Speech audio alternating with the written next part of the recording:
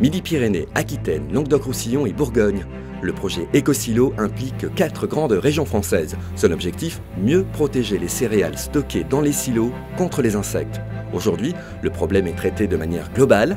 Écosilo souhaite amener un traitement de précision, traité quand il faut, où il le faut et avec le moins de produits possible.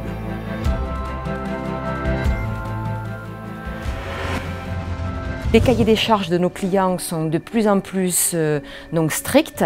Donc, ils ne souhaitent pas retrouver dans les grains que nous leur vendons des résidus de matières actives, de produits de traitement.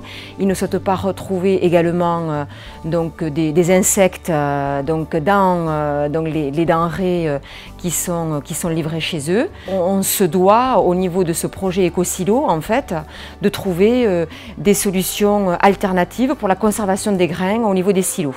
Mieux connaître le comportement des insectes dans les silos, pouvoir les localiser, notamment de manière sonore, pour ensuite intervenir et éradiquer l'infestation. Un traitement qui passera notamment par des polymères actifs, plastiques, qui libèrent de manière mesurée et rationnelle les produits qu'ils contiennent. Spécialiste de ces polymères, la société AB7 près de Toulouse. Techniquement, le principe de fonctionnement de ce projet est d'abord une étude du comportement des insectes dans les silos. Cette étude est effectuée par l'INRA, mais aussi en collaboration avec le LAS, qui va modéliser d'une façon informatique le comportement des insectes.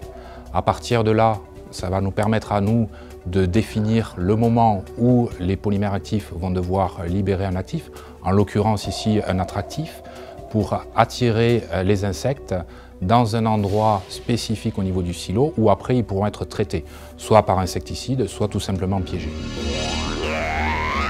Montant financier du projet, 1,7 million d'euros.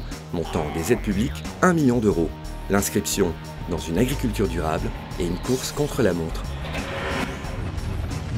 Alors ce projet Écosilo, il se situe dans le prolongement d'un projet qui avait été labellisé l'année dernière, si vous vous rappelez bien, Neoprotec, qui, dans le cadre finalement du Grenelle de l'environnement, du plan Ecophyto 2018, qui vise à réduire de 50% l'impact des produits de traitement pesticides. Il y a des acteurs qui étaient déjà présents dans Neoprotec, notamment l'industriel, qui est